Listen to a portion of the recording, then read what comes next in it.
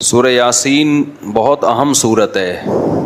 اس میں اللہ تعالیٰ نے واقعات بھی بیان کیے، اپنی قدرت کی باتیں بھی بیان کی، اور موت کے بعد دوبارہ زندگی پر جو اعتراضات ہوتے ہیں اس کو بھی اللہ نے بیان کی۔ قرآن الحم سے لے کے والناس تک ایک ہی بات سمجھاتا ہے، ہم آزاد نہیں ہیں، ہم کسی کے غلام ہیں۔ اچھا، اس دعوے میں جو سب سے بڑی رکاوٹ بنتی ہے نا، جو چیز اس بات کو سمجھنے میں، وہ یہ بنتی ہے کہ اگر کامیابی اس کا نام ہے کہ اللہ کی غلامی اختیار کی جائے، تو پھر وہ لوگ جو کافر ہیں، وہ غیر مسلم ہیں، وہ جو مانتے ہی نہیں اللہ کو، ان کی اتنی ترقی کیوں ہے؟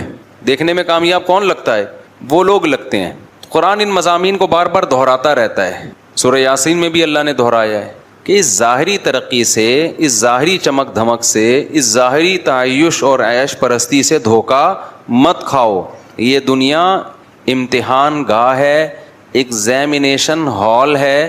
ایگزامینیشن ہال میں رزلٹ اناؤنس نہیں ہوتا، رزلٹ کی اناؤنسمنٹ کے لیے اللہ نے آخرت کا دن رکھا ہے۔ آخرت قائم ہوگی تو اس کے لیے اللہ نے عقلی دلائل بھی دی۔ عقلی کا مطلب وہ دلائل جو کھوپڑی میں آتے ہیں، اور نقلی دلائل کہتے ہیں جو نقل، یعنی جو واقعات ہیں کہ کیسے کیسے پیغمبروں نے قوموں پہ محنت کی ہے، لیکن ان قوموں نے کیسی نالائقیاں ان کے سامنے کی اور کیسا ان کا برا انجام ہوا۔ تو ہم یہاں سے شروع کرتے ہیں۔ اللہ نے فرمایا وَاضْرِبْ لَهُمْ مَثَلًا أَصْحَابَ الْقَرْيَةِ، اے نبی آپ ان کو ایک بستی والوں کا واقعہ سنائیں۔ یہ حضرت عیسیٰ علیہ السلام کے دور کے قریب کی کوئی بستی ہے۔ اِذْ جَاءَهَا الْمُرْسَلُونَ، ان بستی والوں کے پاس پیغمبر آئے۔ اللہ نے دو پیغمبروں کو بھیجا، قوم نے انکار کیا۔ فعززنا بثالث، دونوں کو اللہ نے طاقت دی تیسرے کے ذریعے بھی۔ تین پیغمبر ہو گئے۔ بنی اسرائیل میں نا ایک وقت میں کئی پیغمبر آئے ہیں، کئی پیغمبر آئے ہیں۔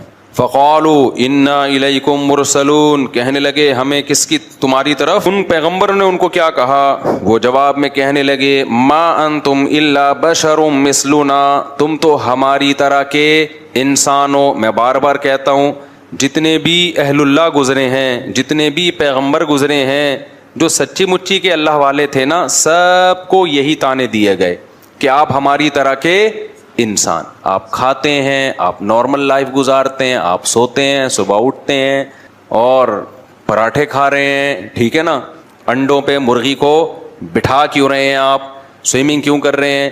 تو بار بار بزرگی کا یہ تصور کہ وہ عجیب سی مخلوق بن کے انسان گھومنا شروع کر دے، پتہ ہی نہیں چلے یہ مریخ سے آیا ہے یا اسی زمین کی پیداوار ہے۔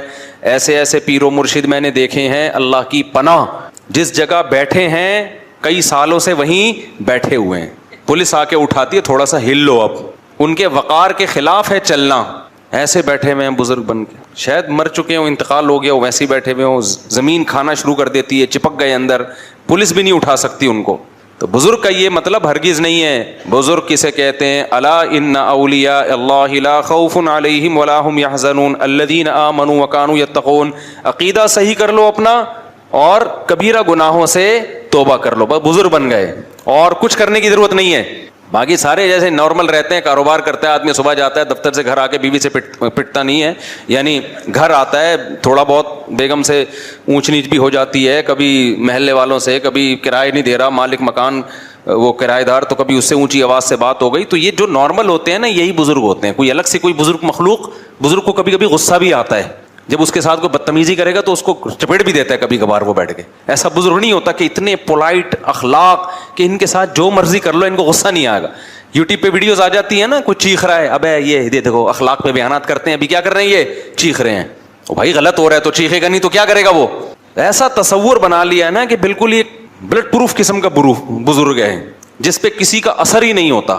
بلٹ پروف ہوتی ہے نا گاڑیاں، بم کا اثر نہیں، تو ان پہ کسی کی زبان کا اثر ہی نہیں ہوگا، ان کو کبھی بھی غصہ نہیں آئے گا۔ ایسا بالکل بھی نہیں ہے۔ ہمارے جب نبی صلی اللہ علیہ وسلم کو بھی جب بہت زیادہ کوئی غلط بات ہوتی تھی، آپ کو غصہ بھی آتا تھا۔ ہاں، بار بار غصہ آنا ہر وقت ایسے جیسے توے پہ بیٹھا ہوا ہے، یہ ٹھیک نہیں ہے۔ اچھا بھائی، تو انہوں نے کہا آپ تو ہماری طرح کے انسان ہیں۔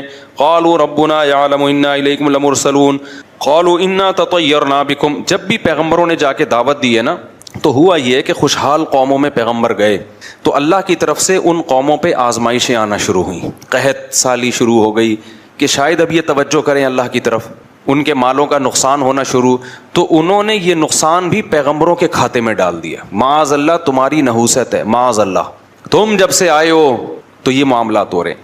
جیسے بہو جب نئی گھر میں آتی ہے اور اتفاق سے مالی اسباب کم ہو جائیں تو ساس کس پہ ڈال دیتی ہے؟ بہو کی نحوست. حالانکہ عین ممکن ہے بہو کے ساتھ ظلم کی نحوست ہو. کیا خیال ہے؟ ظلم ہو رہا ہو، اس کی وجہ سے اللہ نے مال میں برکت ختم. تو کسی کی وجہ سے کوئی نحوست نہیں ہوتی، حدیث میں صاف ہے، لا طیرہ، کوئی نحوست نہیں ہے. نحوست صرف بدعمالیوں کی ہوتی ہے، اس کے علاوہ کسی چیز کی نحوست اسلام میں